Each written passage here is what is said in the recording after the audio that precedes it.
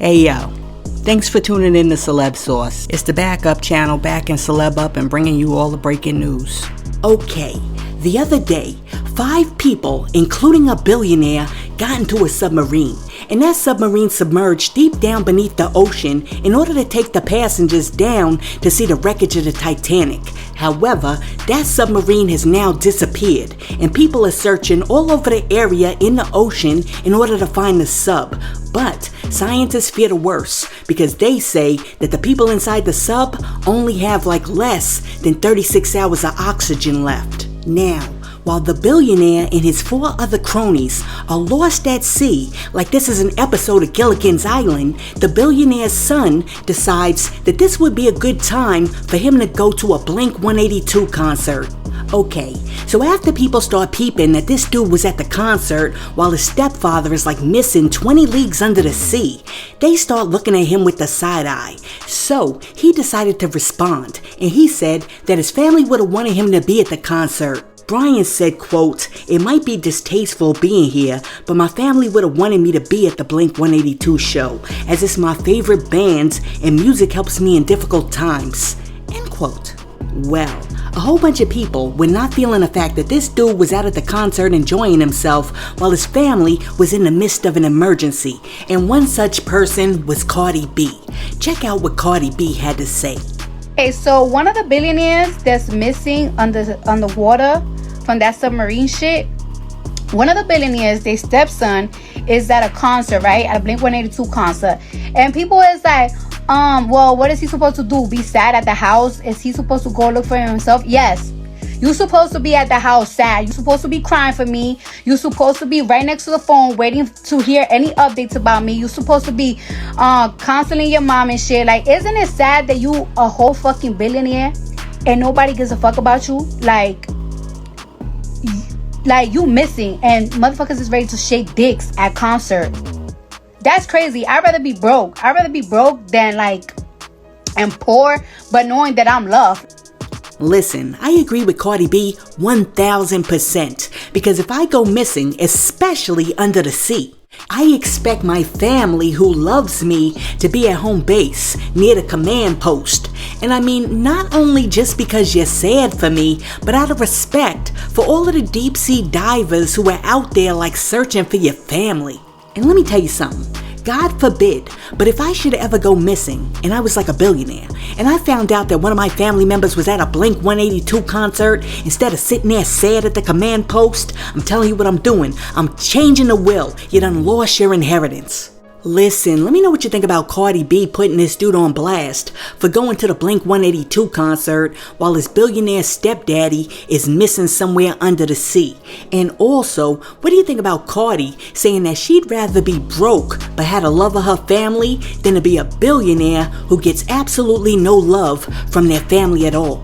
Let me know what you think in the comments. And while you're down there leaving a comment, be sure to like and subscribe to the channel. Now, check it out. As you know, Ynm Melly, aka Jamel Demons, was arrested and charged with 2 counts of premeditated murder in 2019, and now he's facing life imprisonment without the possibility of parole, and he could get the death penalty if convicted. Well, the other day his attorneys asked the court to grant a mistrial after they believed that the jury had been tainted following the testimony from Felicia Holmes, the mother of Melly's ex-girlfriend. When Miss Holmes took the stand, she said, quote, "The state has ruined my life." End quote. And she also claimed that she had been inundated with threats from the state of Florida about prosecution and eventual imprisonment if she didn't cooperate. Now, despite asking for a mistrial due to Mrs. Holmes' statements about the prosecution, the judge rejected Ynm Melly's defense attorney's request and said, "I ain't granting no mistrial." And he also said that jurors could be instructed to ignore statements that were ruled inadmissible. Listen, I always love how these judges try to make you unhear something that you already heard. Look, once the toothpaste is out of the bottle, you can't put it back in. Well, anyways, in an interesting twist of events, one of Ynm Melly's attorneys is now garnering a whole bunch of attention this week after an old mugshot of her appeared online. Now, After finding out that Ynm Melly's attorney has a sordid criminal past of her own, the internet went crazy and a whole bunch of people had something to say. One person said, quote, his lawyer got a mugshot? End quote. And then another person said, quote, they both going back to jail. This is crazy. End quote. And then after that, somebody said, quote, these dudes hiring people off of Craigslist. End quote. Look, personally, if I was accused of deading someone, I don't think that I would want to hire an attorney who has a rap sheet as long as mine. But on the other hand, it could prove to be advantageous because it takes one to know one. Sometimes someone who's been in the system may know that system better than someone who simply studied the system. I don't know. What do you think? Would you hire an attorney with a criminal past who got caught, might I add? Or would you prefer to have your attorney be clean as a whistle? Let me know what you think in the comments. Now check this out. A while back we told you that Pharrell Williams took over for Virgil Abloh at Louis Vuitton, and the other night he debuted his first full collection for the fashion house. Well, Pharrell's fashion show was a star-studded event, and celebs like Jay-Z, Beyonce, Kim Kardashian, and Meg Thee Stallion showed up at the Pont Neuf Bridge in Paris to support his work.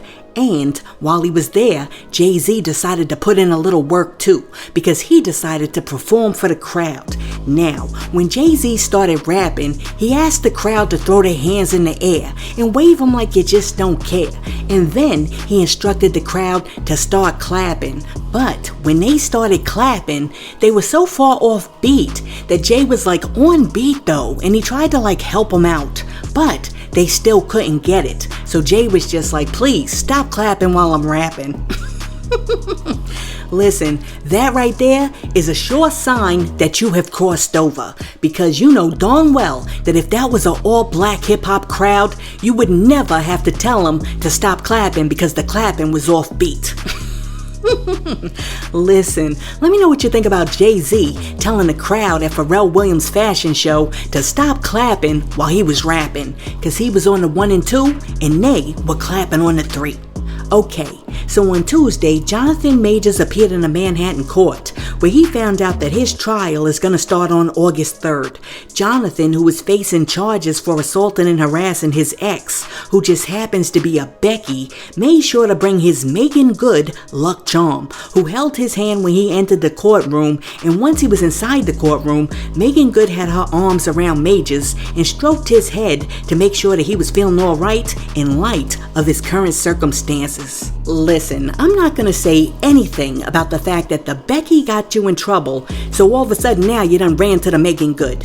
Not going to say nothing about that. What I do want to know is that ever since Jonathan Majors started dating Megan Good, you haven't seen that tiny teacup. Remember, he said that he always has to carry around his tiny teacup, but now you don't see it. So I'm wondering, has Megan Good replaced the tiny teacup? Is she the new security blanket? I mean, for real, let me know what you think. Do you think that Megan Good has become Jonathan Majors' new tiny teacup? Let me know what you think in the comments. Now, Fat Joe, aka Joey Crack, also saw the images of Megan Good holding down Jonathan Majors in court, and he liked what he saw. When talking about Megan Good accompanying Jonathan Majors to the courthouse, Fat Joe said, quote, let me tell you something, hand to hand to his court case? Now, as far as I'm concerned, they only been dating for a little while, and so the pastor prepped her to be a good woman, a law-abiding, supporting woman. I want a woman to hold me down. I need a woman to hold me down, and men need women to hold them down. You need your woman right next to you no matter what. So this woman knows the good Bible. She's still with her man. He just started talking to her. End quote. Fat Joe went on to say, quote, now, you talk about a guy that fumbled the bag legendary? It's him, in the Marvel pictures and everything. I don't know how he's gonna get back to that level. End quote. Look, I am not surprised that Megan Good is holding down Jonathan Majors, because everything in her past shows that that's her character. However, I'm a little more concerned about his character, because my question is, let's say he wins the court case, and he gets all the big budget movies back, and like Marvel takes him back, is he gonna turn around and hold down Megan Good the same way that she's holding him down now? Or is he gonna run back to the Beckys? Listen, let me ask you guys something out there, and I really want to know the answer to this. When you start dating somebody, are you supposed to hold them down from day one? Or is there supposed to be like a little trial and error period in which like you test them out and see their character before you decide that you're gonna hold them down 100%? Let me know what you think in the comments. And hey yo, thanks for tuning in to Celeb Source, your source for celebrity news. Be sure to like and subscribe to the channel. Peace.